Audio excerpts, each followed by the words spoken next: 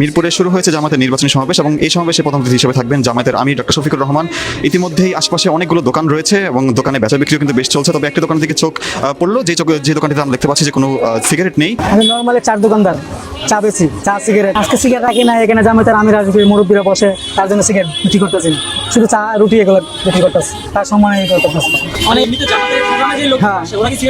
না, কেউ খায় না এখান থেকে। প্রতিটা মানুষ একটা গণ্ডির ভিতরে বসবাস করতে, তাই আমাদের জামাত ইসলাম প্রত্যেকটা মানুষকে একটা সামাজিক এবং নৈতিক দৃষ্টিকোণ থেকে সবাইকে অনৈতিক কাজগুলো করার জন্য নিষেধ করে, বিধায় আমরা এই সমস্ত অনৈতিক কাজ থেকে বিরত থাকি এবং এটা আমরা করি না। আমাদের জামাতের আমির ওনার নির্বাচনী জনসভা আজকে এখানে উনি উপস্থিত হবেন এবং সবার জনসাধারণের উদ্দেশ্যে বক্তব্য রাখবেন এবং দেশ পরিচালনার জন্য একটা দিক নির্দেশনা দিবেন। জামাত একটা ইনসাফ, কল্যাণ এবং ন্যায়ভিত্তিক সমাজে দুর্নীতি, চাঁদাবাজ মুক্ত একটা কল্যাণ রাষ্ট্র কায়েম করার জন্য চেষ্টা করতেছে দীর্ঘদিন থেকে। এই জন্যই মানুষ, সাধারণ জনগণ জামাতের প্রতি আকৃষ্ট।